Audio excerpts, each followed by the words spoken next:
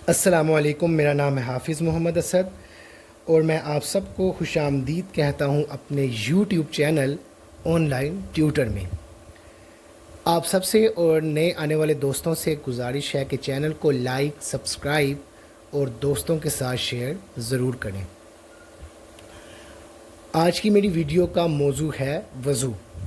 اسی مناسبت سے ایک بہن نے کمنٹ سیکشن میں سوال بھی کیا کہ قاری صاحب ہمیں وضو کا طریقہ بتا دیں۔ تو انشاءاللہ تعالی آج کی اس ویڈیو سے ہم یہ جانیں گے کہ وضو ہم نے کس طرح کرنا ہے، وضو کے فرائض کتنے ہیں، وضو کی سنتیں کیا ہیں اور وضو کے مستحب کیا ہیں۔ ویڈیو کا آغاز ہم کریں گے آیت کریمہ سے۔ اللہ تعالیٰ قرآن پاک میں ارشاد فرماتے ہیں، یا ایہا الذین آمنوا اذا قمتم الی الصلاۃ فاغسلوا وجوہکم وایدیکم الی المرافق وامسحوا برؤوسکم وارجلکم الی الکعبین۔ صدق اللہ العظیم۔ آیت کریمہ کا ترجمہ ملاحظہ فرما لیں۔ اے ایمان والو، جب تم نماز کے لیے اٹھو تو اپنے منہوں کو دھو اور اپنے ہاتھوں کو کہنیوں تک اور اپنے سروں کا مسح کرو اور پاؤں دھو ٹخنوں تک۔ نماز کے لیے یہ چیز بہت ضروری ہے۔ وہ کیا؟ وہ آج کا موضوع ہے ہمارا، وضو۔ نماز کے لیے وضو ضروری ہے، بغیر وضو کے نماز نہیں ہوتی۔ اسی طرح نماز اور دیگر عبادات جب ہم قرآن پاک پڑھتے ہیں، تلاوت کرتے ہیں، ذکر و اذکار کرتے ہیں، نوافل ادا کرتے ہیں، تو اس کی ابتدا وضو سے ہے۔ اگر ہم وضو نہیں کرتے تو ہماری کوئی بھی عبادت قابل قبول نہیں ہوگی۔ میں کچھ طریقہ کار آپ کو بتاؤں گا بھی اور کچھ طریقہ ہم بک سے بھی پڑھیں گے تاکہ دونوں طریقوں سے ہمارے لیے سمجھنا اور سیکھنا آسان ہو جائے۔ وضو کرنے سے پہلے ہمیں یہ جاننا ضروری ہے کہ وضو کے فرائض کتنے ہیں۔ وضو کے 4 فرائض ہیں۔ سب سے پہلا فرض منہ دھونا، نمبر 2 پر آتا ہے دونوں ہاتھوں کو کوہنیوں سمیت دھونا، نمبر 3 ہے چوتھائی سر کا مسح کرنا، اور نمبر 4 ہے دونوں پاؤں ٹخنوں تک دھونا۔ ان فرائض کا جاننا اور ان فرائض کے ہوتے ہوئے ہم وضو کو مکمل کریں گے، کیونکہ فرائض اسی لیے ہوتے ہیں تاکہ ہم جب اس کام کی ابتدا کریں، شروع کریں، تو ہمیں طریقہ کار معلوم ہو۔ تو اب ہم جانتے ہیں وضو کا طریقہ۔ بسم اللہ الرحمن الرحیم۔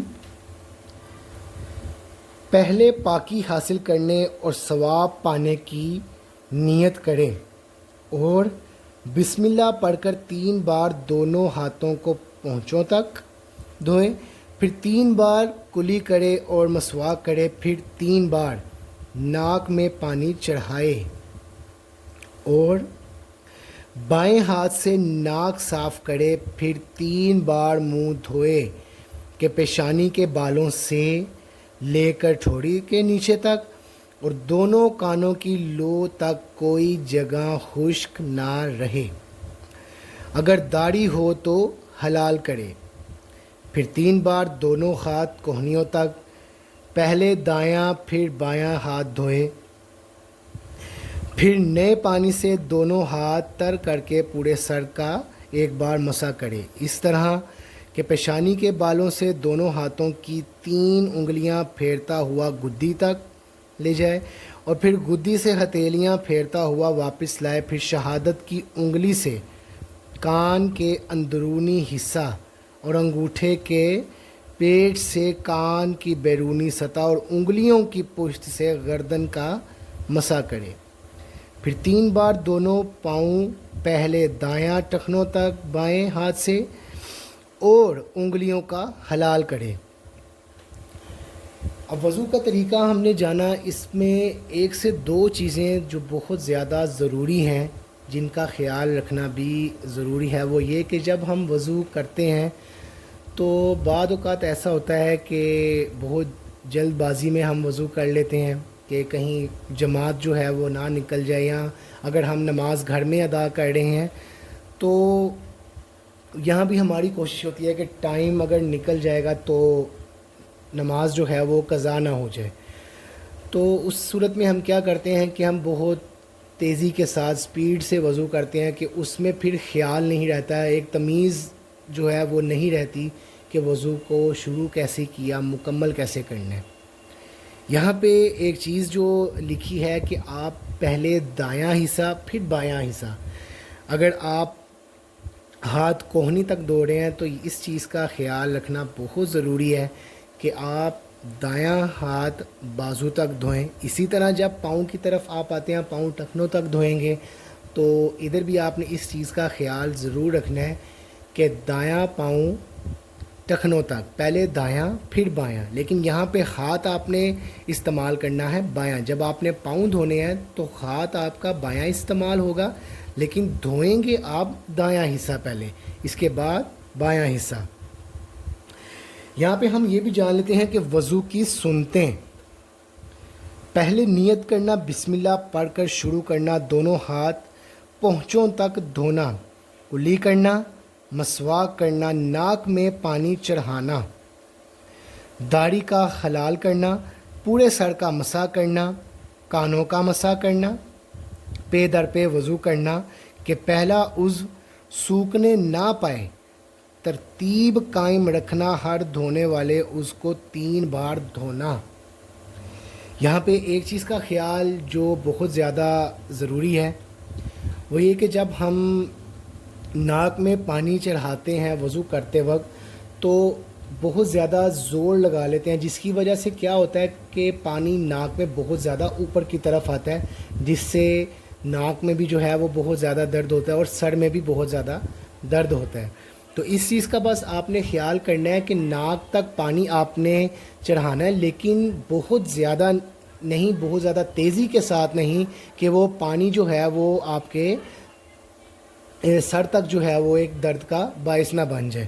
تو ان چیزوں کا خیال آپ نے ضرور رکھنا ہے، اور وضو جو ہے وہ اسی طرح آپ کو آئے گا جب آپ اس کو پریکٹیکلی خود کرتے ہیں، اور پریکٹیکلی اسی صورت میں ممکن ہوتا ہے کہ جب آپ اس چیز کو ایک اچھے طریقے سے ادا کرتے ہیں، پرفارم کرتے ہیں، جلد بازی کے ساتھ نہیں، تحمل مزاجی کے ساتھ، آرام سے اور سکون سے۔ ہاں آیا اگر نماز میں وقت کی کمی ہے، وقت جانے کا جو ہے وہ خطرہ ہے کہ نماز جو ہے وہ قضا نہ ہو جائے، جماعت نہ نکل جائے، تو اس صورت میں آپ تھوڑی سی تیزی کا مظاہرہ تو کر سکتے ہیں، لیکن ایسا نہیں کہ وہاں پہ وضو جو ہے وہ آپ کا طریقہ کار سارا غلط ہو جائے۔